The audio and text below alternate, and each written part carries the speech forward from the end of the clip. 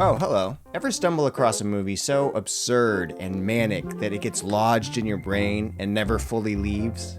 A movie so obscure, yet so memorable, that you question whether it really existed at all. Take, for example, The Pest, a 1997 movie so unapologetically bonkers that it begs the question, how the heck did this fever dream even get made? What was it about? Am I the only one who remembers it? The Pest stars John Leguizamo as Pestario Pest Vargas, a quick-witted Miami con artist who accepts $50,000 to be hunted by a rich German guy on a private island. Think Ace Ventura, but even zanier. The Pest is basically Looney Tunes, but with human actors. It also starred one of the Super Mario Brothers, for heaven's sake. How could this thing go wrong? The movie was a critical disaster, but you know what?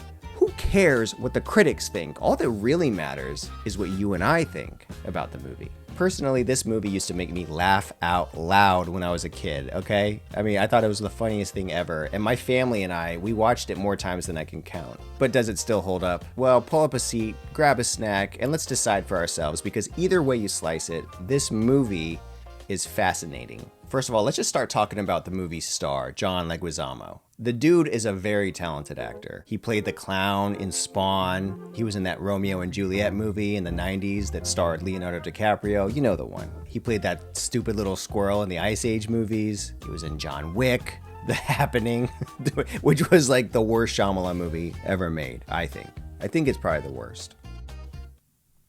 It's one of the worst. I mean, the dude has been in over 160 movie and television projects as of the recording of this video, so he's always working. Back in 1997, The Pest was very much John Leguizamo's brainchild. He not only starred in the lead role, but also devised the story and even co-wrote many of the gags. The Pest was essentially a vehicle for Leguizamo's high-energy, chameleon-like comedy. Alright, so imagine you're John Leguizamo, okay? You're known for your scene-stealing supporting roles in movies. You've done stand-up, one-man stage shows, even had stints on big movies like Carlito's Way and To Wong Fu, Thanks for Everything, Julie Newmar. You remember that one? The one where, Leguizamo and Patrick Swayze and Wesley Snipes all played drag queens. This is a really long title. I can't believe they didn't shorten it. It takes balls. Literally. So you're John Leguizamo, and now you want to headline your own movie. So John came up with a plot for The Pest and bet his friend David Barr Katz that he couldn't write the film in 3 days. But Katz totally did that. He wrote that movie in 3 days. Is that even a good idea? We'll talk about that. The idea got pitched to a brand new production outfit called The Bubble Factory, run by Hollywood veteran Sid Sheinberg. You know, that former Universal bigwig who famously championed Jaws and E.T. and gave Spielberg his start. Anyway, enter The Pest. The Bubble Factory loved the concept and gave Leguizamo the thumbs up. There was one catch though. Universal Studios itself wasn't sold on it. Under the Bubble Factory's deal, Universal got first pick of projects but could pass on the smaller ones, so they passed on The Pest. Maybe the executives read the script and were like, maybe a guy doing fake accents and farts for 85 minutes isn't our golden goose. That could have been the end of the road, but Sid Sheinberg was determined. The project was then shopped to Sony's TriStar Pictures, and they decided to fully finance the movie. And just like that, The Pest was greenlit, and it was given a budget of $8 million, which was pretty small, especially for a comedy movie in the 90s. The Bubble Factory, as a company, was very new and hungry at the time. Sid Sheinberg was greenlighting films like Flipper, McHale's Navy, and For Richer or Poorer, that Tim Allen movie where he becomes a Amish guy for a little bit because he's hiding from the mob. Sid Sheinberg later candidly admitted that they knew critics would skewer The Pest, and he said, "We knew the picture would get killed by critics, but it wasn't aimed at people who read." That might be the most elegantly savage way to say, this one is for the idiots out there. Anyway, without further ado, let's watch The Pest. When I was a kid, this opening sequence used to crack me up while simultaneously pumping me up for the movie ahead. I don't want to get a copyright strike for showing you this whole scene because it's a remix of Rapper's Delight by the Sugar Hill Gang, except it's John Leguizamo singing his own lyrics over it. Stuff like, I like to party with my peeps, cruise and creep, playing 3-card money on these crazy streets, straight hustler. I'm gonna scam in a minute, so low to the floor, pick the pocket on a midget, slick shyster, the pest meister, yeah. Shit. Living life in Miami's Vice. Yeah, see? Nobody's messing with the frog, see? Where's your messiah now? This is so stupid. I also like the part where he's like, one stinky dinky, two stinky dinky, You're gonna be humming the bass line the whole day. Boom, boom, boom. Boom, boom, boom, boom, boom, boom, boom, boom. It's one of those things, I memorized it as a kid. It hasn't left my head to this day. Moving on. I'm hiding. I'm sexy, but I'm hiding. All right already. Okay. So after we meet the Pest family and witness this weird dance between he and his mom, I mean, his family looks freaked out. He goes in for like a kiss sort of, and she's really too into it. And I was always like, what is this scene, you know, when I was younger? We get a sense of what a normal day for the Pest is. It's filled with scams and even acts of charity, like with this very 90s trope where the characters hash things out over a basketball game. Ow! You know what I mean when I say 90s trope? Like, for an example, Three Ninjas. There was the bullies and then our main heroes, and they settled things over a game of basketball. You know what I'm talking about? This poor fat kid is getting bullied by some skinny kids, so the Pest bets the dudes lunches that they can't score a point first. Naturally, Pest leads he and Fat Loser Boy to a victory. Why do they call you Fat Loser Boy? I don't know. I think because I'm fat and I never win. And then runs off with both lunches. Give me your lunches! That'll teach you a lesson, bug! Get out of here! Leaving this kid hanging on the hoop to dry. This scene right here was actually added after the movie was shot because test audiences thought that the Pest was really unlikable, so I guess this scene was created to make him seem more like a hero, like someone who looks out for the underdog. We join up with the Pest's friends, Chubby and Ninja, as they head out to pull a brilliant scam that is the brainchild of Pistario. Let's look up Ari Spears, who plays Chubbs. And this guy, I know at least one movie with him. I haven't seen him in a long time, but I remember him from Jerry Maguire and Josie and the Pussycats. Josie and the Pussycats the most because he was playing this guy who always did like these impressions, like Bill Cosby. You know who's funny? Bill Cosby, and he's gonna kill you. And some other people. I'll just show the clip here. You get on my nerves, I want him dead. Josie and the Pussycats, that's a good movie. So anyway, apparently Pest forgot that he had a dinner date with his girlfriend Xantha the other night, so he tries smoothing things over with her, and while he's at it, antagonizes her best friend, Malaria. Malaria's got mossy teeth, dander, and a fat butt. Pest! These jeans make me look fat. I know, Malaria. Your fat butt makes you look fat. After promising to meet her parents the next night, he gets down to business. The Pest's brilliant scam is to pretend that he's a blind guy while ripping people off with his very own game. Guess what's under the coconut shell? Meanwhile, we meet our main villain, Gustav Vargas, and his sidekick, and they spot a specimen they'd like to use for their low-rent Hunger Games back on Gustav's private island. The henchman mistakes the Pest for the ideal candidate, and then he starts following him around the rest of the day. Oh yeah, Pest is also being hunted down by the Scottish mob, so remember that. It's not, you don't have to remember it because the plot's gonna just throw them in whenever they feel like it. Ugh. What is that guy wearing? What is that thing around his stomach? It looks like flesh-colored pantyhose. I don't know, it feels like he was embarrassed about the way his belly looked. It's probably all veiny and stinky looking. So the name of the Chinese restaurant that the Pest works at is named Fat Wong Fu, which is obviously a nod to John Leguizamo's previous film, To Wong Fu, Thanks for Everything, Julie Newmar. The next scene used to always crack me up. Pest has a job working for a Chinese restaurant as their delivery boy, and you could probably never get away with this kind of humor in today's ultra PC state of things, but we didn't care back in the 90s at all. Why I don't understand any of your Chinese? I'm from South. It's a different dialect, right? Everybody know that different dialect. So Pistario's boss fires him, I fire your ass! but Pest is quick on his feet, and he claims that they cooked his beloved pet duck, Quacky. Poor little Quacky, don't worry. I'm gonna bury you in France just like you always wanted. This makes his boss fear an incoming lawsuit. 攞呀？佢講咩攞呀？唔知佢 He starts freaking out. So with the boss now wrapped around his finger, Pest decides to order Quacky Quacky always wanted to be served extra crispy. extra crispy No MSG? No MSG. and an extra order of rice. You're very welcome. Not only can he get out of getting fired, but he also gets like a free meal. I love it. I love it. Anyway, he's sent on a delivery to what turns out to be the main villain's house. And Jeffrey Jones, who plays Gustav, he's been in a lot of stuff. Ferris Bueller's Day Off, Ed Wood, Beetlejuice as the dad. He's been in so many movies. How many movies? He's only been in 72. Compared to John Leguizamo, he's slacking, but Sleepy Hollow, he was in Sleepy Hollow as well. He had some scandals back in the mid-2000s, something like that. Let's read about that. I guess he's retired now, right? Yeah. Jones was arrested in 2002 for possession of bad materials involving minors and soliciting a 14-year-old boy to produce explicit images between September 2000 to May 2001. Jones photographed the child and paid him to pose nude on multiple occasions. Okay, while wearing a cowboy hat and with stuffed animals and dressed as a Native American. What? I just want to watch The Pest. Jones pleaded not guilty to the possession charge. Jones is listed in sex offender registries in California and Florida. Other offenses. Why are we doing this? Jones was arrested twice for failing to update his offender status. First in Florida 2004 and then in California in 2010. Okay. Well, that explains why he wasn't in Beetlejuice, too. Let's just go back to the movie. Big boy Gustav gets pissed when he sees Pest, since he wanted the other guy from earlier. I love how the Pest is just blatantly stealing everything he can in broad daylight. It doesn't even look like he's taking very expensive stuff. It's just like cheap-looking knickknacks. He's also eating all of Gustav's Chinese food. So Gustav gives him the sales pitch, even though he already hates the Pest. But first, they must go through some tests, which gives us our obligatory 90s montage.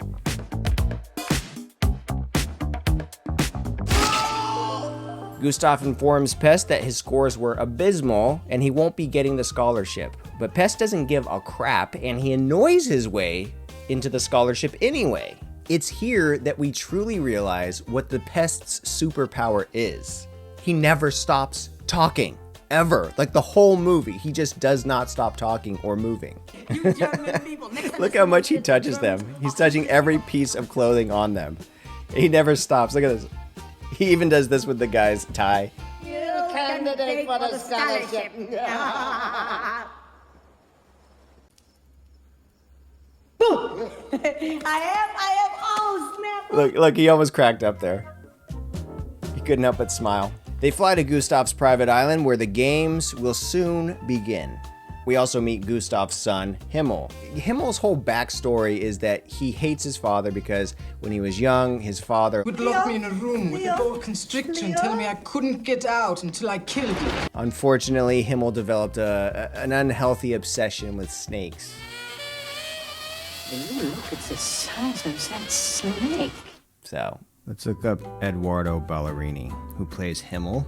Oh, he was in Romeo Must Die. Remember that Jet Li movie and Aaliyah? Threat Matrix, what is that? More threatening version of The Matrix? Oh, it's a show. Special Agent John Kilmer leads an elite team of missions to eliminate terrorists. Okay, that's not at all like The Matrix. So on Wikipedia, I read this about him. Ballerini is a frequent and award-winning audiobook narrator. In 2007, he recorded his first book, Machiavelli's The Prince, as a favor for a friend who was starting a new studio. So he does like audiobooks, and that's like, I guess he gets a bunch of his bread and butter from that. That's a cool job to have. Ballerini moved to Los Angeles in 2000 before eventually returning to the New York area. Ballerini has a small sound studio in his house where he records books. The house was once owned by a silent movie star. Sweet.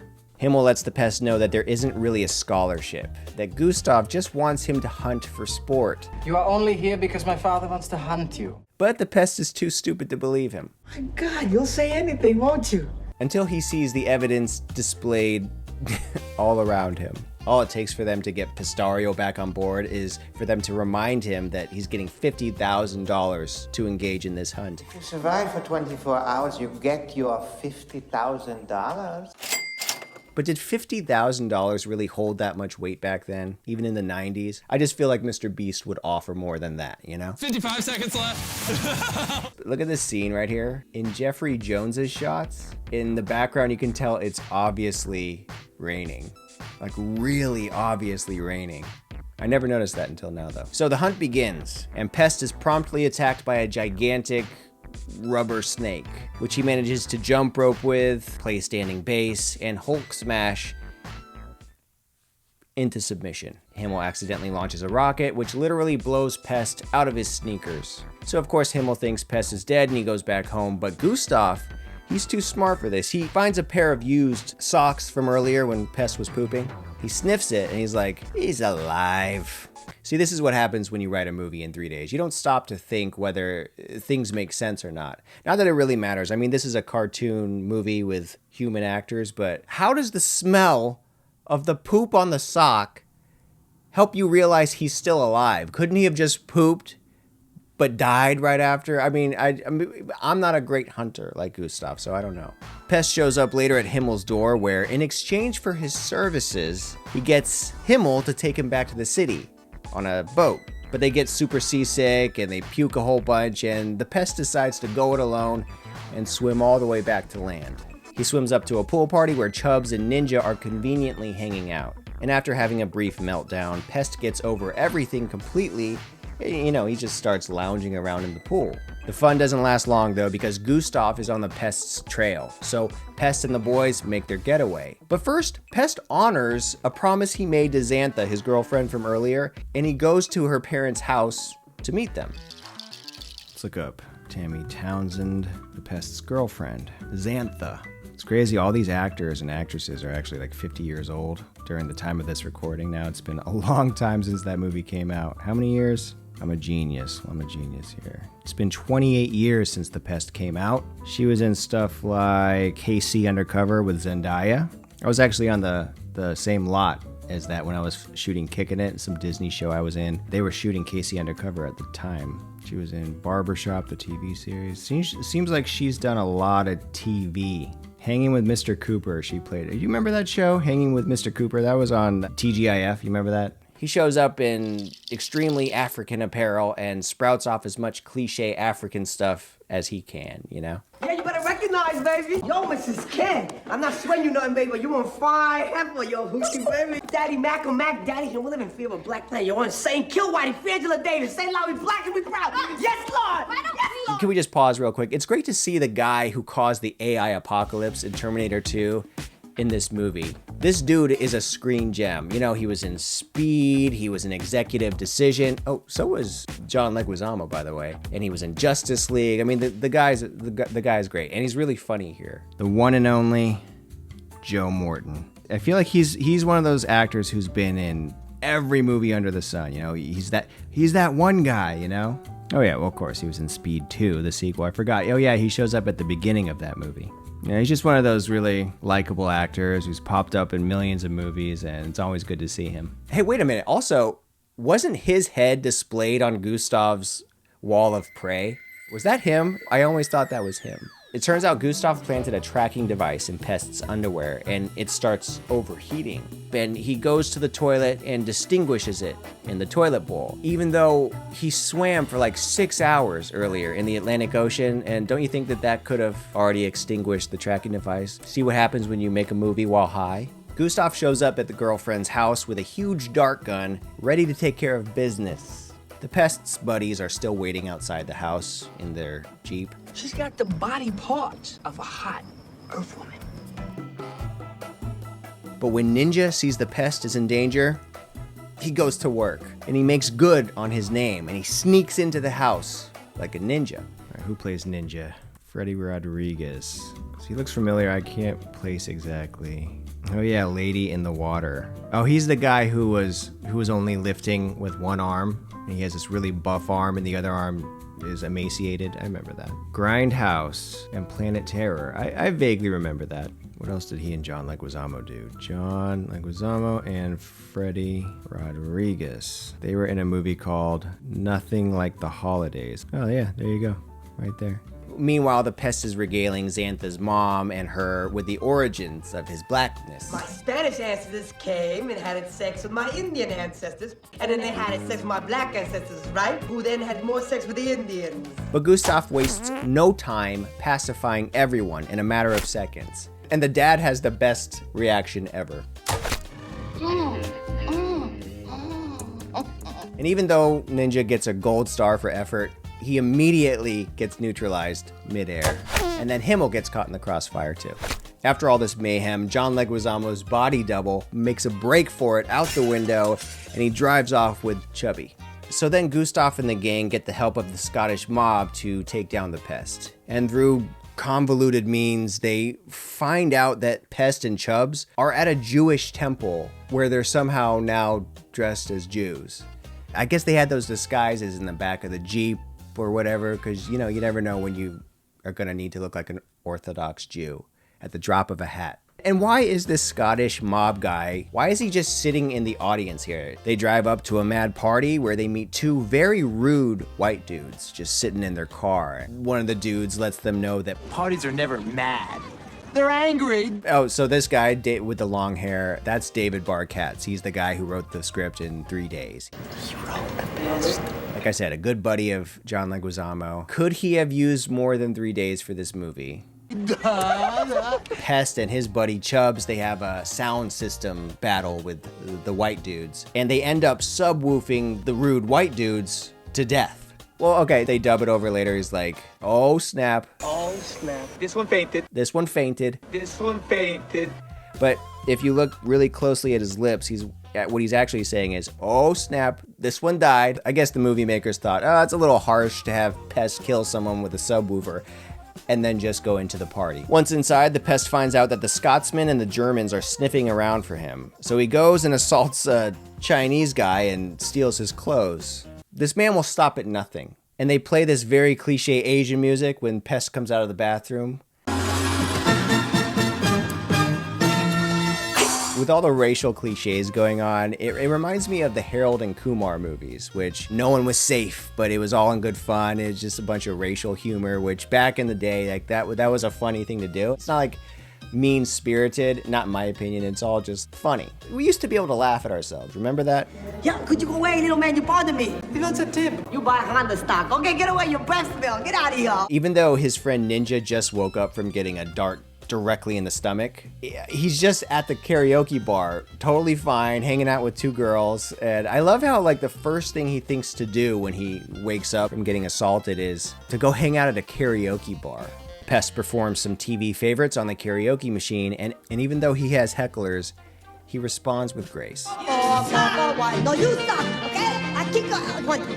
Gustav sees right through the act, but Pest doubles down with his Chinese alter ego. But when that doesn't work, he throws a vial of sex pheromones at Gustav. Perhaps this will help you decide.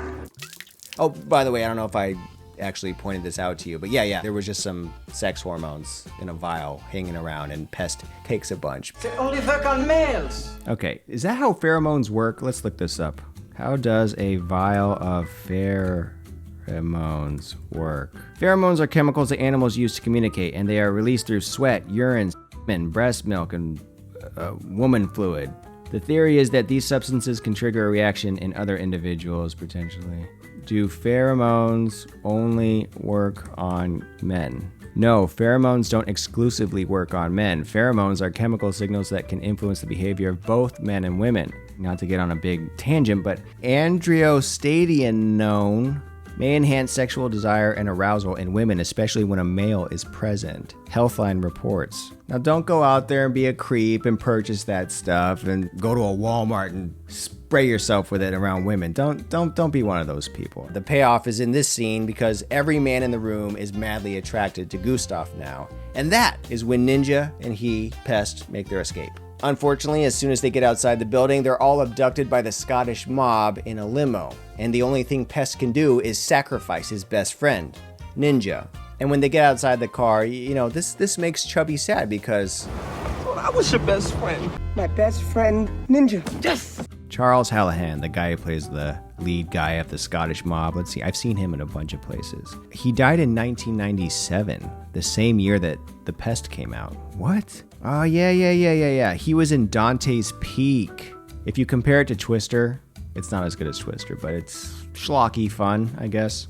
And The Thing and The Fan, which I've never seen, has Wesley Snipes in it. He was in Space Jam, Gargoyles, that show. Oh man, that's kind of sad. Executive Decision, he was in that too. So you got John Leguizamo, Joe Morton, and Charles Hallahan, who all were in an executive decision together. I guess they all got along real well. Death. He died of an apparent heart attack while driving his car in Los Angeles. We find out that Gustav has kidnapped Pest's family, Xantha's family, and malaria. These jeans make me look fat. And is keeping them all on a military vessel. After Pest and Chubbs infiltrate and play mind games with Gustav and company, the final showdown introduces us to the big twist. Earlier, when they were on Gustav's island, Pest drank a glass of champagne. Anyway, that had poison in it, and it works within 24 hours, so Pest is a goner, right? But the Pest feels great, though, and he demonstrates this. I guess they didn't shoot enough, because look at this part where he's dancing. It's going forward, and then they rewind it, and then they go forward, and they rewind it. It's a little editing trick, you know. Unfortunately, the Pest collapses and dies. And Gustav, he doesn't even want the head of Pest on his wall anyway, because he hates him so much and he's been so annoying. I got a head bag, boss. Nah, forget it. That face would just annoy me. Oh yeah, also Gustav shoots his son Himmel. Can't believe you shot him. Oh, he's wearing a bulletproof vest. Doesn't mean it doesn't hurt. Gustav goes to the bank to pick up the reward money that he put there, but because, you know, by the way, why would he put that there if he doesn't intend to really pay for him? He knows he could kill the Pest, right? But anyway, he actually put the money in a bank. He goes there to pick it up, and then plot twist number 2. The Pest, it turns out, puked up all of the poison on the boat earlier with Himmel when they were getting seasick, so he's fine, and then Gustav goes to jail. But not before one last taunt from the Pest, who is disguised as a German ambassador. He also gives a major wedgie. I don't know why this used to crack me up. It doesn't as much anymore, but... And then in broad daylight, after Gustav and the cops go that way, the Pest rips off his disguise, and then Ninja is dropped off by the Scottish mob. We never find out why or what happened that night. And Chubbs shows up with Pest's girlfriend, and I never noticed this until now, but I guess Himmel is driving the Jeep. I guess he's just part of the gang now. I don't know. I never noticed that until watching it this time. And that's it. Oh, it wants me to rate the Pest right now. How would you rate it? Okay, 1, 2, 3, 4. What is this, 10 stars? I would give it a... Nostalgia's gonna bump it up a little bit. 1, 2, 3, 4, 5, 6, 7. 7's fair. It's probably less than that if I hadn't seen it when I was a kid, but the goodwill I have towards this movie, 7. All right, let's read some reviews. Don't bother. The absolute worst. This movie was more painful than a vasectomy with no anesthesia. Okay, let's read that one. John Leguizamo must have been insane if he thinks this was a funny movie. I laugh more times watching Remains of the Day. Pathetic plot, unbearable acting, horrible music. Michael Sambello is a maniac. What? Who's Michael Sambello? Who's Michael Sambello? The heck are you talking about? What does Michael Sambello have to do with anything? Who is this? Oh, he made that song Maniac for that one Flashdance movie. Okay, what does that have to do with anything? Obviously, the comments above that fawn over the movie were made by someone who's on the crew. I wasn't on the crew, and I think it's a pretty funny movie. At least enjoyable. I don't recall ever seeing a movie that's more insulting to the talented actors or the audience watching. In my 30 years of watching movies, this is the only one I have ever walked out of. Bad humor, bad jokes, bad gags, bad editing, bad plot, etc. Note to producer, it's never funny to hunt humans based on race. Calm down. It's a movie, alright? Great that you try to be politically correct by incorporating all races, but you're still hunting humans based on race, and that's sickening. It's the villain of the movie. You know that, right? It's not like it's the hero of the movie doing that. Some people are too serious for movies in general, don't you think? Let's do a 10 out of 10 one, just to cleanse our palate a little bit. What a masterpiece. I mean, let's not go that far. A funny commentary on the Cold War. It was a major flop at the time. It only cost $8 million, like we talked about earlier, but it didn't even recoup that. So you would think this thing would disappear, but I know there are people who have a bizarre love and pride for having watched this movie when they were younger. Well, I mean, I'm just talking about myself. I'm sure there are others out there too, right? Like, you remember this movie, don't you? John Leguizamo, for his part, wears its cult status as a badge of honor now. I think John ultimately appreciates that The Pest, while not a success by traditional measures, gave him free rein to be his uninhibited self on screen. The guy who plays Himmel also, I saw a video with him, and he talks about how people to this day come up to him and want to talk about The Pest. You'd be surprised at how many people say it was such a part of their youth. that movie. That they had the VHS tape. They watched it till it died, and they saw it 1,000 times. They knew all the lines, all that stuff. So here's to The Pest, a bizarre cocktail of brilliant, weird, funny, outlandish humor that could have only come from John Leguizamo's brain in the 90s. It's a one-of-a-kind movie. Check it out if you haven't seen it, and go ahead and profess your love or hate for this movie in the comment section below. And until next time, love, peace, and chicken grease. So this is one of the only comedy films that Johnny Leguizamo ever starred in as the lead. And after this film, he was set to create and star in another comedy called The Bastard. He was supposed to play a half Puerto Rican, half Brit, claiming the throne through an illegitimate birth. But that never came to happen because this movie flopped so bad.